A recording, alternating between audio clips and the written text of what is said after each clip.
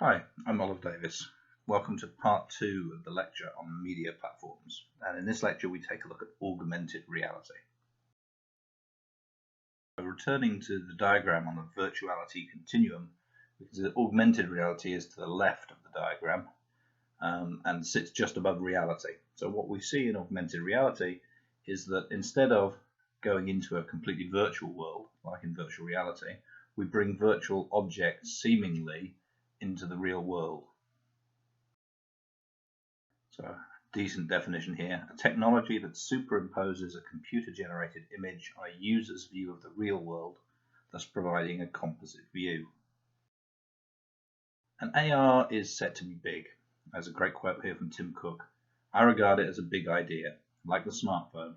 The smartphone is for everyone. We don't have to think the iPhone is about a certain demographic or country or vertical market. It's for everyone. I think AR is that big. It's huge. And I tend to agree. I mean, we talked about in the previous lecture about the solitary nature of virtual reality. And augmented reality is quite different. It's something that we can take out into the world with us, that can be with us all the time. We can see ways in which the whole world can potentially be augmented. And that opens up lots of possibilities, not least in terms of the commercial exploitation of augmented reality. We see some of the early uses of augmented reality, like much technology, in the military. This is the helmet that's used for the F-22 Raptor Pyre. It costs somewhere in the region of $400,000 per helmet. Each one is individually made and fit for the pilot. And this projects on the visor all of the relevant flight information, so there's no dials or displays to look at inside the plane. Everything is projected onto the headset. And in addition, the view can also be projected. So it's possible using cameras which are attached to the exterior of the plane for the pilot to seemingly look down and see what lies immediately below them. So actually, it's like you're looking through the plane. But this is, as I say, a sort of a military application. And if we look at commercial applications of augmented reality, then they started off a little more basically. Early apps like this, which enable you to hold up your phone and see where, for example, in this case, the nearest tube station is. Very basic, very rudimentary. But obviously, this was a relatively new technology, and only with the smartphones was this possible. Sekai camera is a really interesting piece of technology. Unfortunately, it's no longer with us. It was created in 2008, and in 2013 it finally shuffled off this digital coil.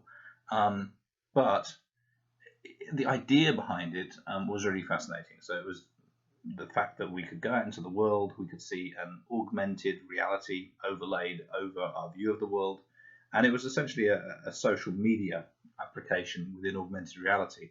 We could leave comments or photos or reviews in actual physical places, which could then be seen or read by friends who also had the application.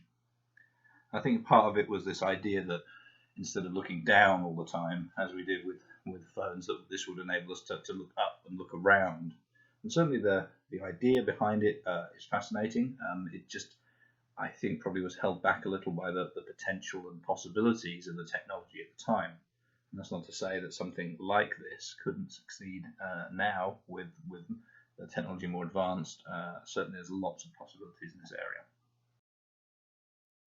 I'll show you now briefly a video which is from 2008, and this was Hewlett Packard's view of how they anticipated augmented reality gaming.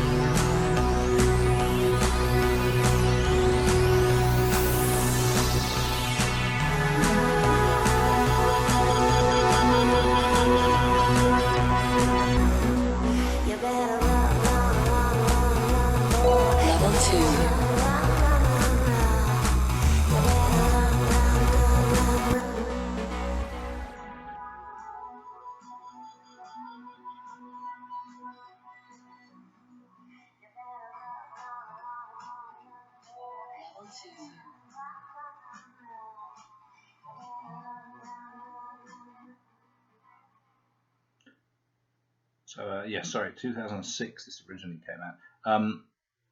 It has to be said that this does not do wonders for the stereotype of the gamer, um, but in many ways it predicted many things, or sort of foresaw many things that we would eventually see with augmented reality. Admittedly, some things still are beyond our capabilities. So this real-time remapping of the world, recognizing everything and changing it into a fantastical alternative, unfortunately, is still some way off. But many of the aspects that we see are possible, and we certainly are seeing increasingly a number of augmented reality gaming applications coming through. I remember when I very first showed this video, all the way back, I'm guessing in sort of 2007, somewhere around there, just as the first smartphones were starting to emerge. I showed this to a bunch of my gaming students.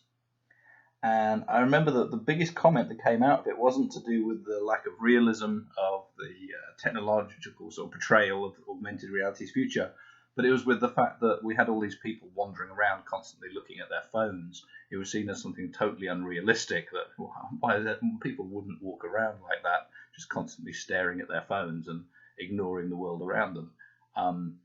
Which was perhaps, the single most accurate prediction made in the video. So that was how Hewlett-Packard saw things. We saw a very different perspective on augmented reality with Google Glass. Google Glass, unfortunately, never quite made it into commercial sale. We only saw developer versions of this.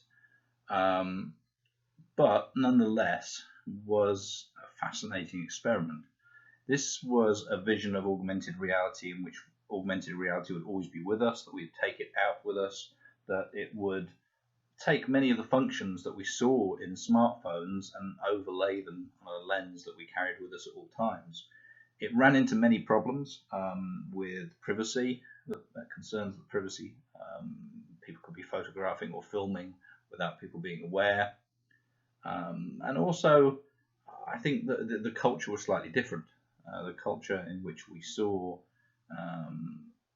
Google Glass being launched into was a world in which we didn't have Facebook Live, we didn't have Instagram stories, we didn't have Snapchat, and I think that the world has moved on quite a bit in the sort of 6 years or so since Google Glass was first originated. I think that the world is perhaps more ready for Google Glass now than it was then.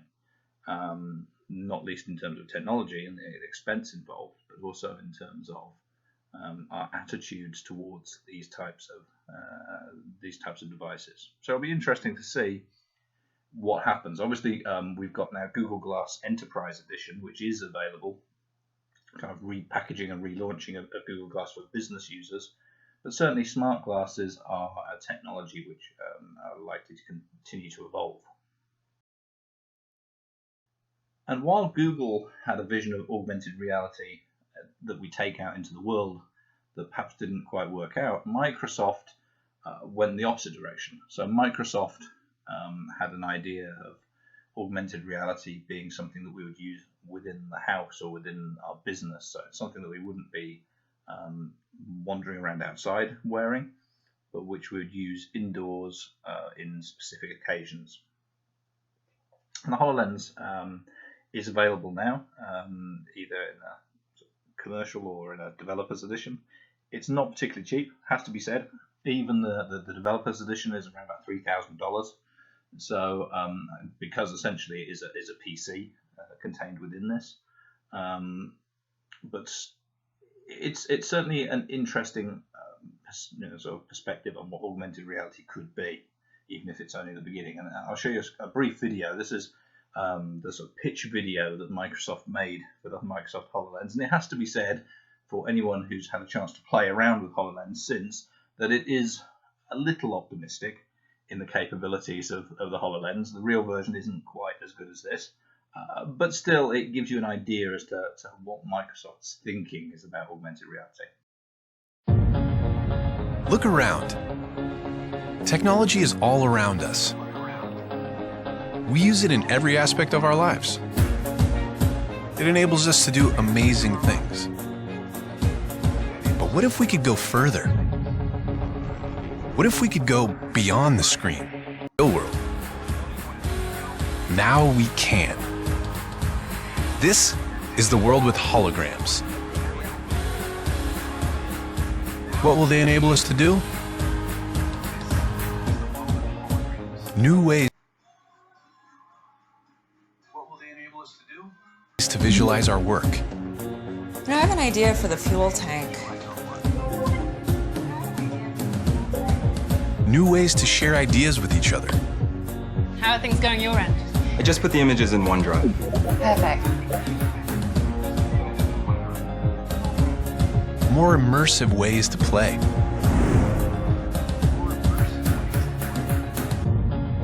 New ways to teach and learn. So put the new trap in the place of the old one.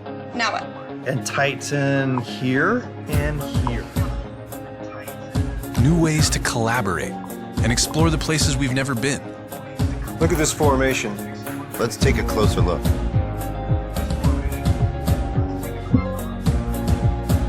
And new ways to create the things we imagine.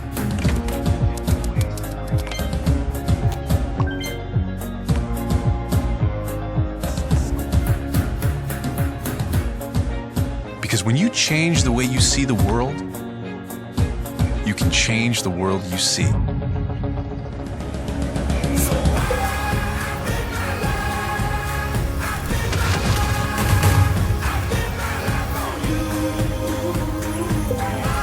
This is Microsoft HoloLens.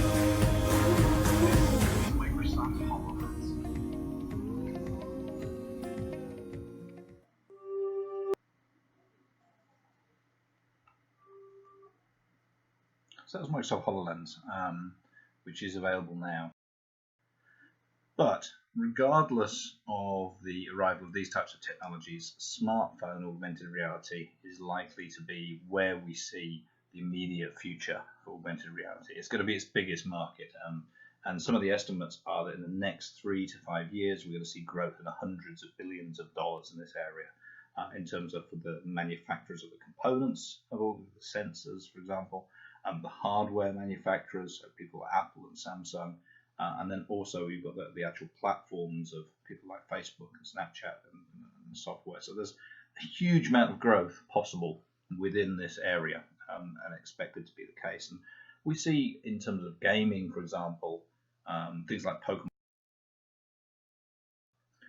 Pokemon Go obviously exploded onto the scene a short time ago, and really was an immense and immediate success. For those of you who've not seen Pokemon Go or played it, it looks like this. I'm sure you're very much in the minority. Pokemon Go saw more than 500 million downloads in the first 2 months, and it was the fastest mobile application to make 600 million in revenue, which it did in just 90 days. Now, to put that into perspective, Pokemon Go is a free game. You don't buy Pokemon Go. Pokemon Go is entirely free, so that means that 600 million in revenue was entirely through microtransactions. So purchasing items within game, when that was kind of incubators or eggs, or allowing you to proceed faster than you would have been able to otherwise. It's a huge amount of money. It's a market, the smartphone AR market, that's led by dual camera technology. So what we see with dual cameras, obviously we can have these cool camera effects like we see in this picture here, the bokeh effect, in which we have a sharp foreground and a blurred background. Previously we needed a very expensive digital camera to be able to do this, an expensive camera. Now dual cameras enable us to do this, but it's a lot more than that, and that functionality of dual cameras has an interesting sort of effect and possibility for augmented reality. So what we can do with two cameras through geometry is depth mapping. We know we've got an idea where an object is from one camera, and we can then determine where it is on our second camera, and since we know the distance between the two cameras themselves, we can determine through triangulation approximation of the depth of that point. So that's pretty important for possibilities of augmented reality. We can do quite basic still at this stage, but quite basic room mapping, for example. We can get an idea of which objects are in the foreground, which are in the background. So depth mapping is quite an important addition to the possibilities of augmented reality on smartphones. And Apple is very much at the forefront of augmented reality when it comes to smartphones, at the moment at least. That's because Apple, when it launched the iPhone 7, it included a dual camera. So that means that all iPhone 7s, all iPhone 8s, the iPhone X, all of those have this dual camera setup. Apple has also invested a lot in its AR kit development. So there's a very reasonably user-friendly augmented reality development system behind all of this. And Apple certainly sees augmented reality as something that's being really important. Wondering where does that leave Android? Well, that's not to say that there aren't dual cameras Android phones. There are lots of them, probably somewhere in the region of 30 different versions. But the problem is that Android is a market which is fragmented. You've got lots of different phones, you've got lots of different versions of Android running, and it's difficult as a developer to say, well, I'm only going to focus on the dual camera market, which is a relatively small part of Android in comparison to all the other Android possibilities. So that's going to change over time. Obviously, as we see more and more Android phones launched with dual cameras, that percentage of the market is going to shift and change, and within the next 2 to 3 years, dual camera will be the majority. But that gives Apple a bit of a head start in terms of how it can address the market, because it's got this walled ecosystem, because every single one of the cameras, of the phones rather, that's been produced in the last 2 years has this setup. That gives them a head start. But it's only that. It's only a head start.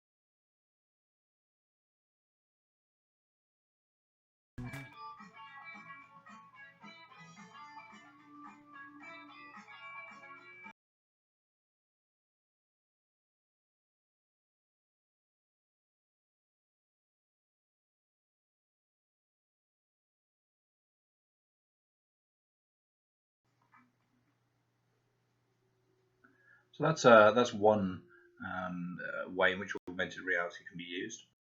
We also see augmented reality used as an advertising tool. So this is an application that enables you to see how a BMW would look in your garage or parking space. And you can see that this is extraordinarily accurate, because in order to properly represent BMW drivers, we can see this car is actually parked across 2 spaces. The attention to detail is remarkable. But we also see augmented reality in gaming potential. I'll show another video of AR Dragon, which gives you an idea of some of the possibilities in this area. I must warn you, this is very cute.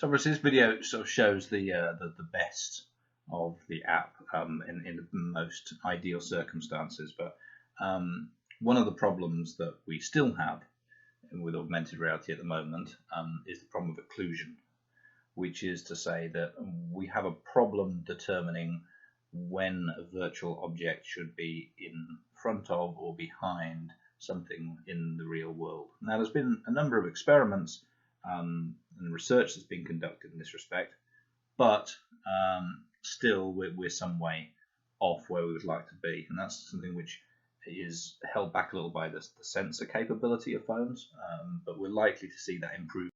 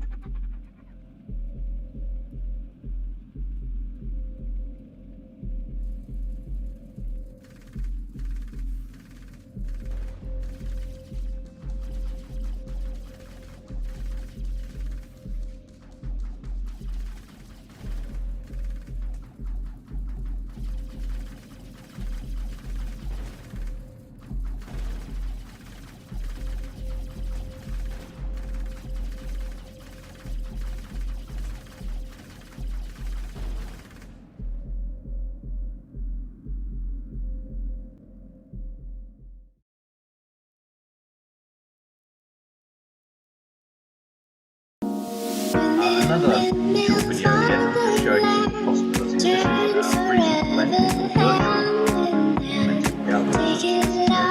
Demo which I step inside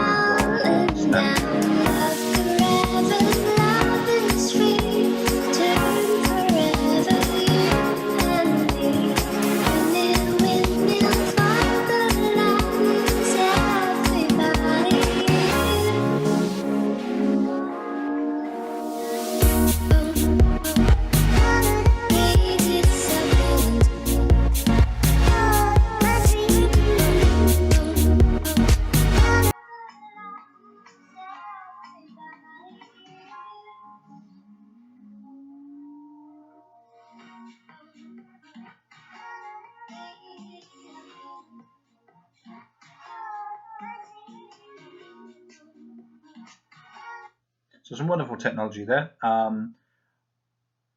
Perhaps not ideal in a real world circumstance when you step into a virtual world and then trip over a bollard that's in the real world but not in the virtual one. But still, yeah, really fascinating idea of what's possible with this type of technology. And also we're likely to see augmented reality seep into lots of other different applications, particularly things like social media, and providing us with a lot more information about the world around us. Now, in terms of stuff which is just around the corner, potentially, it would be remiss of me not to talk about Magic Leap when I'm talking about augmented reality. However, I will say up front, I am more than a little skeptical of Magic Leap, and until I actually see something commercial launched myself, I'm curious what's going to happen. But I'm getting ahead of myself. So Magic Leap, maybe you saw this was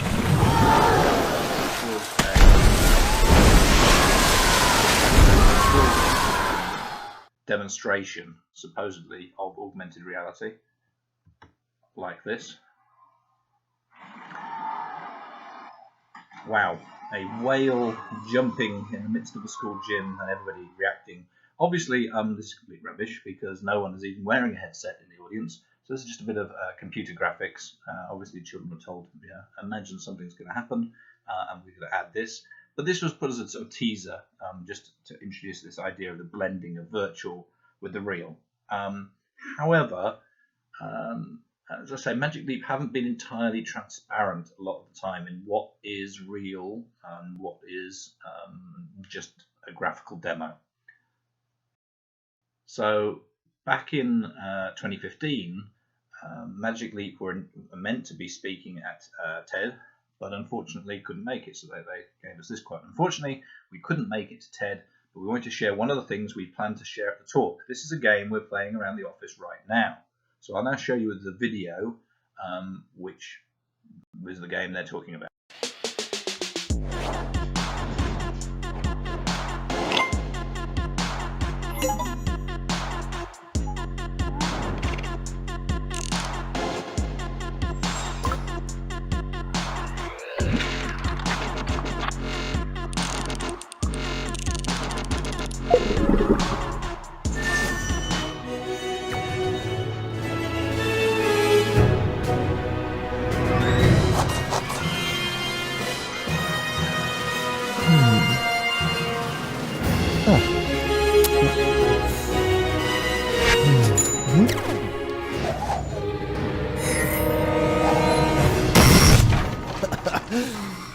Oh, right.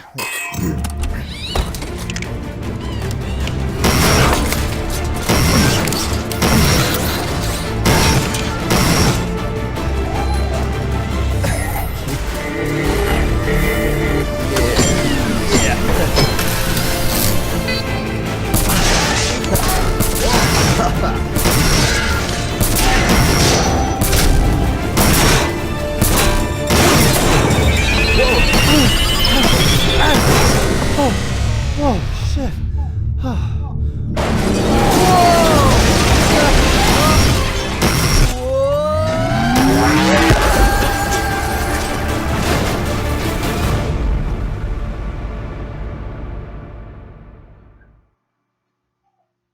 So, great video.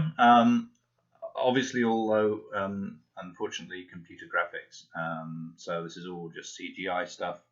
I mean, the fact that put Weta Workshop involved with this.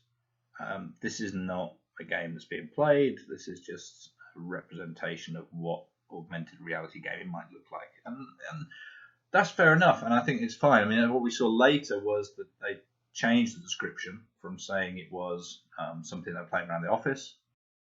Said instead, back in the day, it was tough to explain to our friends what we were building, so we made this concept video with our partners at Weta Workshop to show what a mixed reality could be. Which I think would have been fairer to say that at the beginning.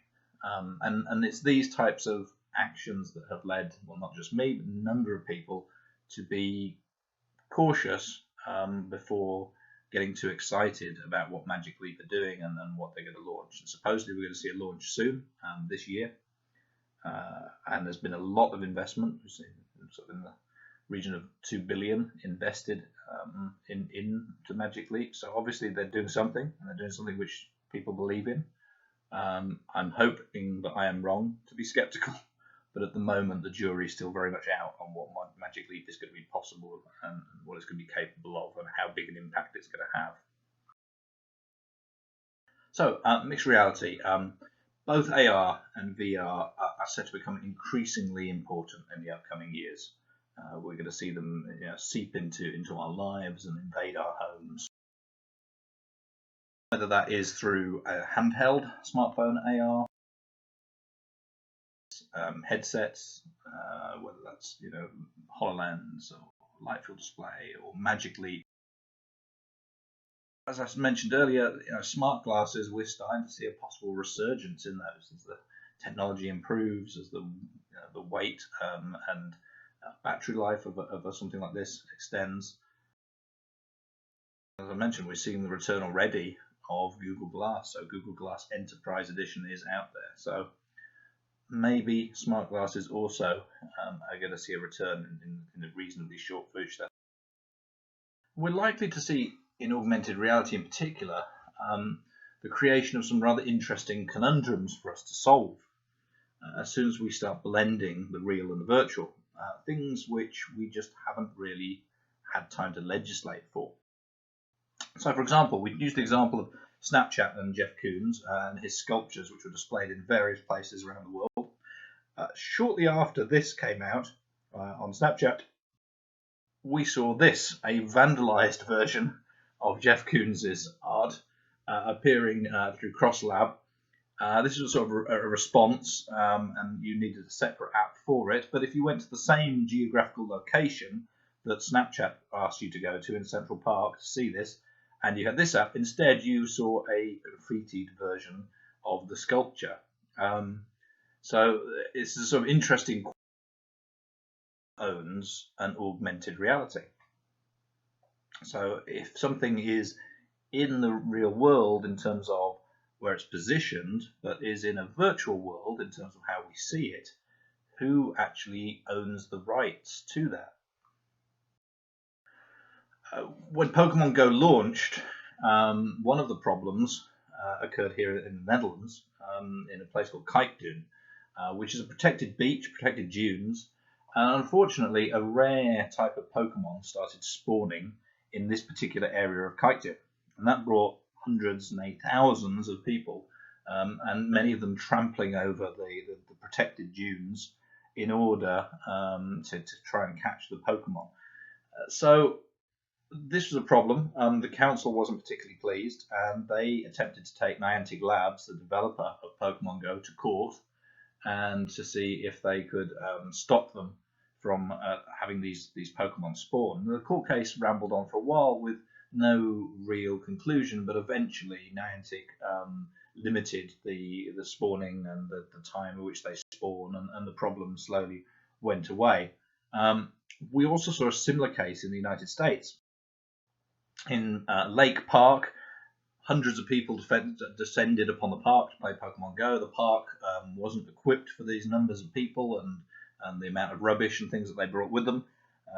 And so this saw an even more interesting court case in a way, because what happened was the local governance basically came up with some rules. They decided that only developers who paid a bond of $1 million to insure against damage in the park would be allowed to have anything augmented or virtual within the park. And Niantic themselves weren't involved, but another developer took them to court, and eventually a judge ruled in the favour of the developer that it was infringing their First Amendment rights, and the council involved had to pay the legal costs to the developer, and the problem therefore hasn't really been addressed in terms of what exactly rights you have if something virtual is occupying the same place as somewhere physically that you own. And this is going to be interesting when it comes to things like augmented reality advertising.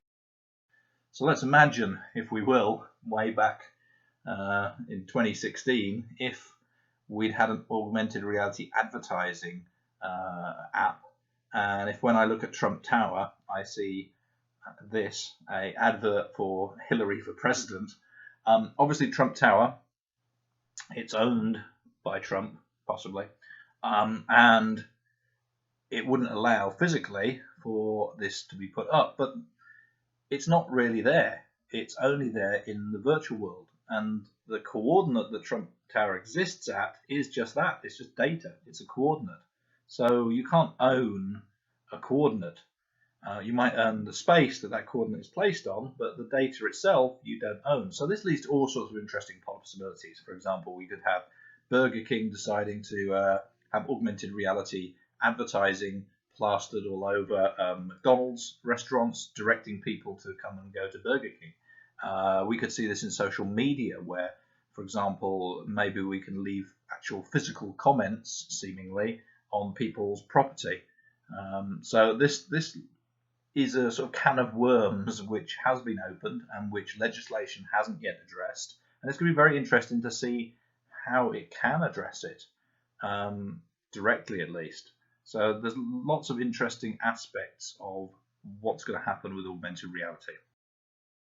But augmented reality and virtual reality are here to stay, and they're set to change the way we interact, not just with media, but with the world itself.